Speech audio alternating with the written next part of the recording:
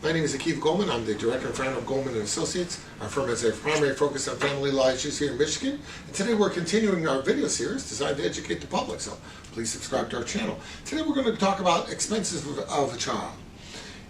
When parties get divorced, is your ex required to pay for all the child expenses? Well, it's a good question. The short answer is no. What your ex may be required to pay is child support, and in certain limited instances, child care, if that is an issue. But in terms of all the expenses, no. Generally speaking, if you're the custodial parent, you're going to have the benefit of having the child with you most of the time.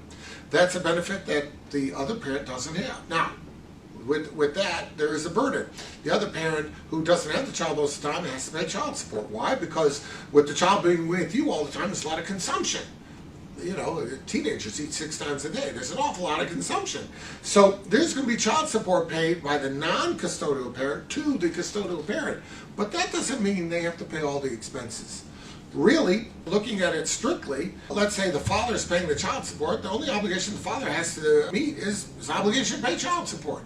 He's not obligated to buy the kid a car when he's 16. He's not obligated to pay for expensive sport equipment for the hockey that the kid decides that the kid wants to take up. He's not obligated to pay above and beyond that for private schooling or expensive camps. There's no obligation.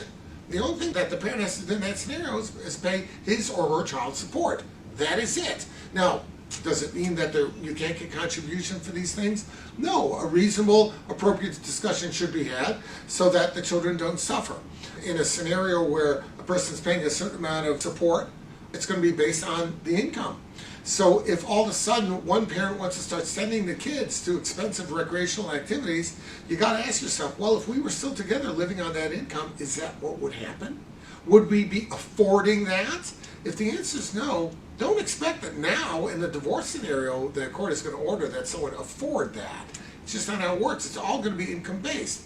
Now, in a situation where, let's say, parties get divorced when dad was making $50,000, now the kids are older, but dad makes $150,000.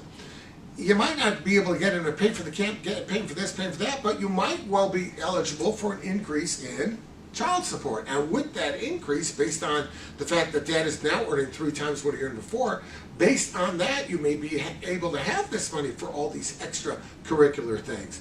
But in and of itself, to expect that we're getting divorced, so therefore one party has to pay all the expenses of the other, that is not likely to happen. Rather, the support is going to be ordered, and it's going to be based on financial guidelines as determined by the court. Now, if you have any questions about that, reach out, and we'll be glad to help you out.